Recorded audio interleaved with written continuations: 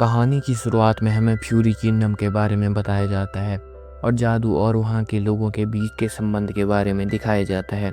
और हमारी कहानी फेरी टेल नाम के एक गिल्ड से स्टार्ट होती है। हमें दिखाया जाता है कि एक लड़का ट्रेन में पड़ा हुआ है जिसका नाम नात्सू है और उसका दोस्त एक नीले कलर के गोटे जैसा दिखता है जो उसे उठाने की कोशिश कर रहा होता है। और तभी ट्रेन का गार्ड उसे उतरने के लिए बोलता है और नात्सू को उसी मौके पर उल्टी आ जाती है। वो जब ट्रेन की खिड़की से उल्टी कर रहा होता है तभी ट्रेन चल पड़ती है। वो ट्रेन में ही छूट जाता है और उसका दोस्त गोटा ट्रेन से नीचे उतर जाता है। तभी हमें स्टोरी एक लड़की के पर्सपेक्टिव से दिखाई जाती है जो कि जादू की दुकान ढूंढ रही होती है। तब वह लड़की एक बूढ़े आदमी की दुकान में चली जाती है जो कि उसे बहुत बोरिंग जादू के गैजेट दिखाता है और लड़की बोल पड़ती है उसे गेट की जैसे जादुई चीज़ें दिखाओ। तब दुकानदार उसे सीधा एक गेट की दिखाता है। तब वह लड़की उसका प्राइस पूछती है और दुकानदार बोलता है 20,000 रुपये। तो वो लड़की शौक होकर बोलती है कि इतने सारे रुपए मैं कहाँ से लाऊंगी। तब लड़की अपने शरीर से उस दुकानदार को आकर्षित करने लगती है। फिर दुकानदार उसको वो चीज़ 19,000 में देता है। तब वह लड़की गुस्सा होकर वहाँ से चली जाती है।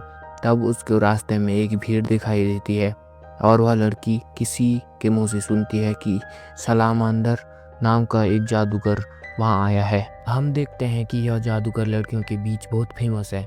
वैसे हम इसको सलामांदर न बोलकर सल्लू भाई बोल सकते हैं।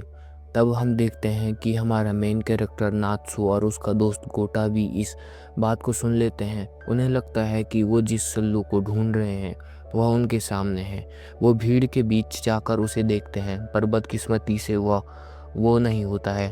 तब नात्सू और गोटा वहाँ से जाने लगते हैं और तब लड़कियों को उसका बर्ताव अच्छा नहीं लगता है।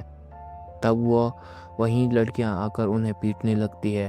तब वो लड़की उन्हें आकर बचा लेती है और सलामांदर मौके का फ़ायदा उठाने के लिए वहां आकर नात्सू को अपना ऑटोग्राफ देने लगता है। उसके बाद वो लड़की उनको बचाकर एक रेस्टोरेंट में ले जाती है। भाई ये दोनों ऐसे खाना खा रहे होते हैं कि जैसे उन्होंने आज तक कभी खाना ही नहीं खाया हो। वैसे हम इस लड़की को जेनी कहकर बुला सकते हैं। तब लड़की बताती है कि सल्लू भाई जिस मैजिक का इस्तेमाल करके लड़कियों को अपनी तरफ आकर्षित कर रहे होते हैं उसका नाम चार्ल्स स्पेल होता है। यह स्पेल 10 साल पहले ही बैन कर लिया था पर सल्लू भाई तो सल्लू भाई है। और तब नात्सू बताता है कि वह अभी यहाँ किसी को ढूंढने आया है। वह एक ड्रैगन है। हमें नैरेटर से पता चलता है कि इस दुनिया में भी ड्रैगन एक मिस्ट्री से कम नहीं है।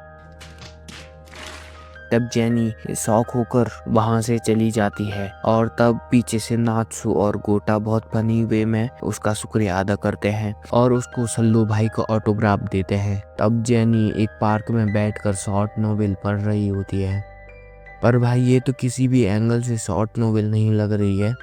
और तभी वहाँ सल्लू भाई आ जाता है और उसे अपने जादू से अपनी शिप पर इनवाइट करता है। और तब जेनी को पता चलता है कि वह एक धोखेबाज आदमी है। वह लड़कियों को अपनी शिप पर इनवाइट करके उनको अपने जाल में फंसा देता है। तब उसकी मदद करने को वहां नात्सू और गोटा आते हैं पर सल्लू भाई जेनी की जादुई की को पानी में फेंक देता है और जेनी को गोटा उड़ा ले जाता है। और तब तक नात्सू सल्लू भाई से लड़ता है और हमें लड़ाई में बताया जाता है कि सल्लू भाई बल्कि वो नहीं नात्सू ही है। और तब नात्सू उसको हराकर वहां से जेनी को लेकर चला जाता है और नात्सू जेनी को कहता है कि वह उसे फेरी टेल गिल्ड में ज्वाइन करने में मदद करेगा। और फर्स्ट एपिसोड यहीं पर खत्म हो जाता है। अब स्टोरी यहाँ पर से और भी रोमांचक होने वाली है। और आपको वीडियो पसंद आया हो तो लाइक का बटन है उसे जोर से दबा दो। मिलते हैं अगले एपिसोड में। बाय।